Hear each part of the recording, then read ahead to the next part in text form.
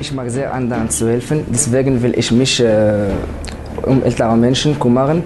Und auch ist es ja in Marokko eine Tradition und Kultur, dass man sich für seine Nachbarn und seine Oma und Opa und so weiter sorgt. Und auch älteren Menschen zu helfen, gibt mir ein gutes Gefühl und auch macht mir viel Spaß.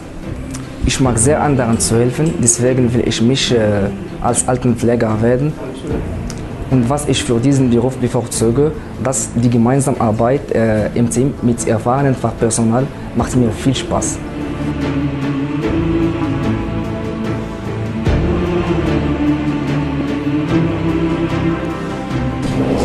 Während meines Studiums war ich immer neugierig auf den Bereich der Pfleger.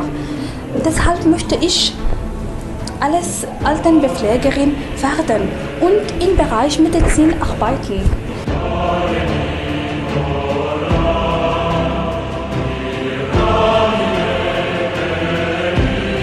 Bonjour à tous.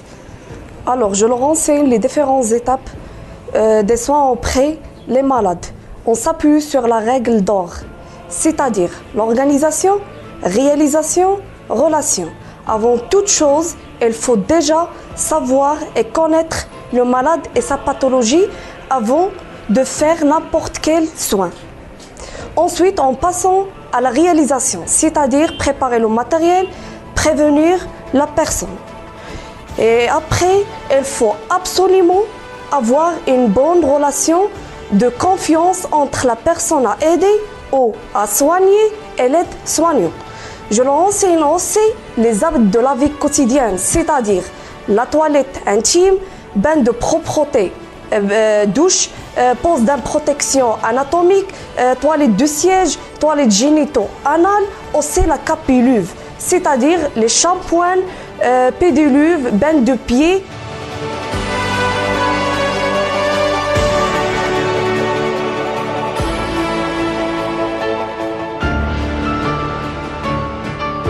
Tout ce qui est hygiène corporelle, on est obligé de le faire pour les personnes malades et âgées, car c'est très important l'hygiène corporelle. Déjà pour protéger leurs téguments, pour éviter aussi les escarres, pour les personnes alitées. Faut pas oublier de faire les massages, les fleurages à l'huile de soin. Et après, il y a tout ce qui est habillage, déshabillage. On aide l'habillage pour les personnes, on doit tenir compte pour la personne de l'état physique comme lors des pathologies ou peut-être aussi l'état psychique comme des maladies d'Alzheimer, qu'il s'agit de maison de retraite.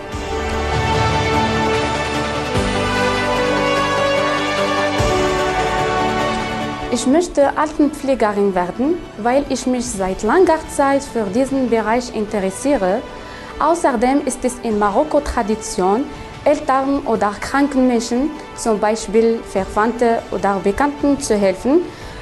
Nicht nur körperlich, also anziehen oder duschen, sondern auch mit Medikamenten. Außerdem ist es schön, mit Menschen Kontakt zu haben und Erfahrungen zu sammeln, zum Beispiel ihre Geschichte anzuhören.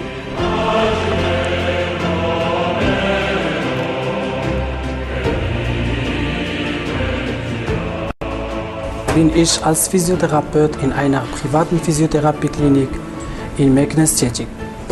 Hier arbeite ich schwerpunktmäßig mit älteren Menschen und jeden Tag habe ich Verantwortung zu nehmen.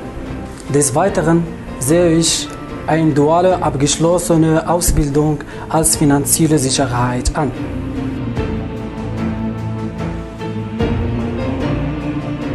In der Welt gibt es viele ältere Menschen, die keine Personen zu helfen finden. Deshalb möchte ich als Altenpflegerin werden, um die größte Anzahl von Menschen zu kümmern. Altenpflege ist ein abwechslungsreicher Beruf, denn jeder Tag ist nicht wie der andere. Außerdem entsteht an jedem Tag eine neue Herausforderung, die ich mich stellen muss, die ich mit meinen eigenen Ideen und Prozessen überwinden muss.